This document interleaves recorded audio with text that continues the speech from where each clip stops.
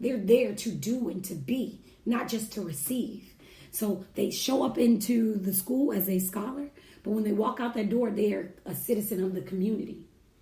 So hopefully they're taking that knowledge and it's transferring. But we've got to have two sets of people working on both sides of that. We got to work on the citizen and we got to work on the scholar. And as a community, and we've got to show up and do that.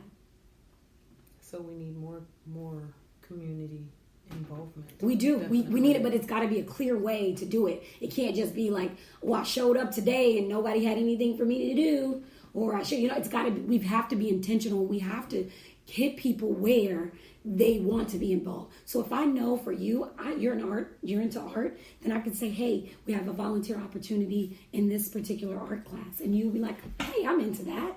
Your thing may not be reading. It may not be like, I don't really like not into that sort of deal. Or you may be like, hey, I can grade some papers. Do you know what I'm saying? Okay. Being very specific about how we ask, about our ask to the community. And making it easy for the community to do it. But those are my biggest issues. The infrastructure, and I think everything boils down to the classroom climate for both the teacher and the students, which we can fix. We can do something about that. How do we do that? That's why I said we get these we get these community-based and faith-based organizations and individual citizens being connected to the schools. Adopt a school is a real thing. People do that. They adopt schools and make themselves a part of that. So there are businesses that can adopt a school and be a part of that. Heck, I think one of the folks that are on the campaign trail was like, hey, my company's willing 2,200 employees to send them out to these different schools to support. You know what I'm saying? That's a beautiful thing. Untapped human capital is just as valuable as regular capital. So we've got to understand the value of human capital and bring it into our system. But we got to establish trust, and we got to make it a way for them to be in and make it streamline that process. Love it, Jackie. Man. And we vote May 1st. May 1st is the day. Okay. And where exactly can you vote? All right, so if you need to know where your voting precinct is, you can go to, if you have access to internet, go to the Virginia Department of Elections.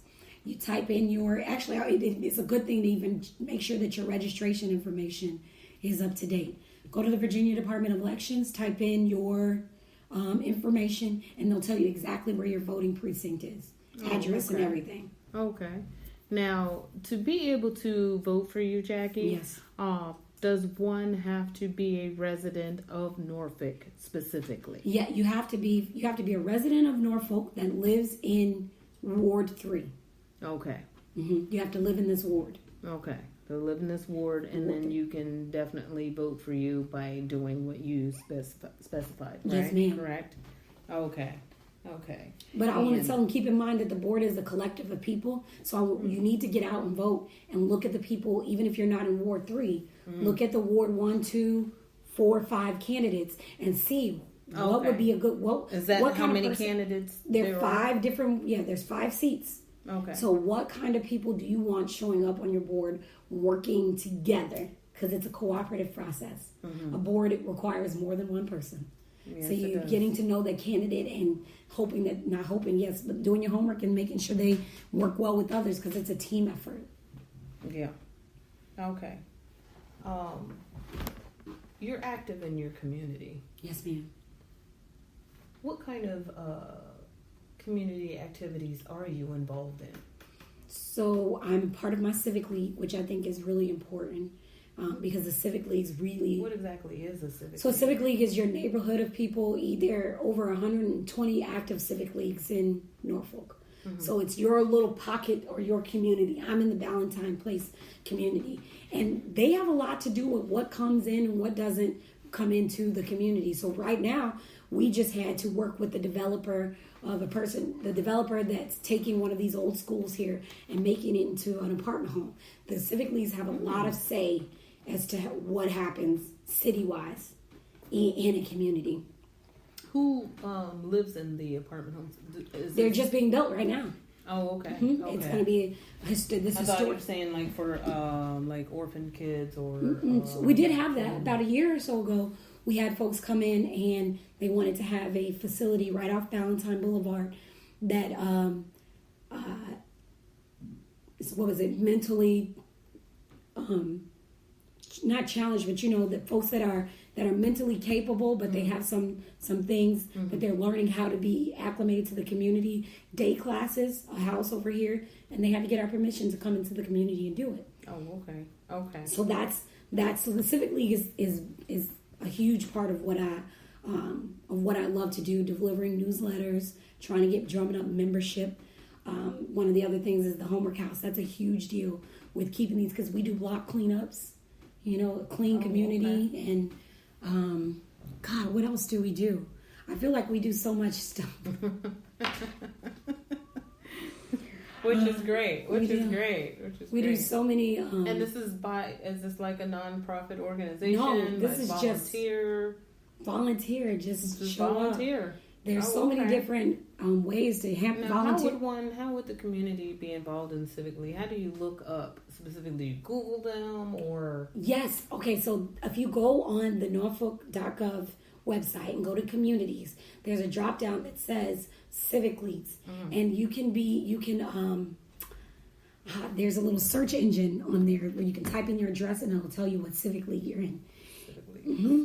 And what you can do there, most of the Civic Leagues that are active have on the website, you can see who is a point of contact that person and see about getting involved. Like that is so key to the success of this community. And right now, most of the Civic Leagues are older folks that have lived here for years and years. So and we years. Need some young people. So we need young people to get active, to get involved. Yes, there's so many different things. It sounds like that the Civic League does, and that they need volunteers, and you can kind of do a lot of different things to help your community. Yeah, I call it working the block, man. Even if you just start working your block, get to know 2 neighbors. Like that's a challenge. I'm saying, look, 4 doors. So just know. And people just don't talk. No. That's a part of the disconnect. Yeah. People don't. You don't, see people talk to their neighbors. People really, like to keep to themselves and stuff. So that is definitely a good thing, especially if you have, you're incorporating neighborhood watch and wanting to do things of such like that. You probably should know who your neighbors are, especially if you live in your community. Yes. That's what makes a community, like you were saying. You kind of actually need to talk to each other. That's kind of an important piece of it. And you don't have to own a house in the neighborhood. You don't have to, like we believe in whether you're renting, leasing, owning, whatever. Civic League is, I live in this area, I want this area. And each community is assigned a community resource officer. So you've got an officer that's committed to your neighborhood. Is there a Civic League in every community? In the 7 cities?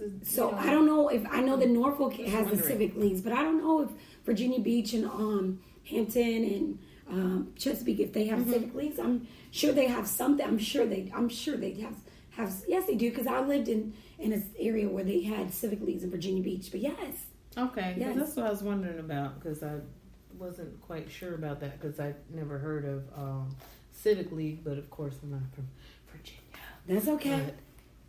But met great people from Virginia. So, is this your first time that you've ran for the board? This is my first time running for elected office. Is it? Yes. Okay. I've never run for office before. How come? I've never been on my list of things to do.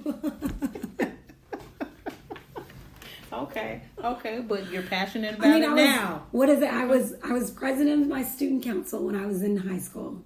I was treasurer when I was in middle school for a student council. So I've run for office in schools. Wow, so that's surprising that wasn't on the list. Wow. No, I just never. You've been so active. No, I really thought that I was gonna be this, speaker that. Is that what you wanted to do? Yeah, I'm going to do it. I'm still going to speak. I still want to. What kind of speaker? So I want to talk about parental leadership is one of my things. I want to have conferences where folks can bring their children with them and we can grow together, as well as trauma. surviving trauma. So I am a surviving trauma. yeah, I like that. just really talking about self-care and mental health. As I have been I don't like to call it victim, but I've been through traumatic instances revolving around sexual assault, and I talk about I want to build people from find triumph in the trauma, if that's what and just speaking on that road to success. I'm writing right now a book called Healing is the Hard Part. So like I just really want to in the process. In the process, just getting past it. You know, we all have triggers in these things, but I'm growing.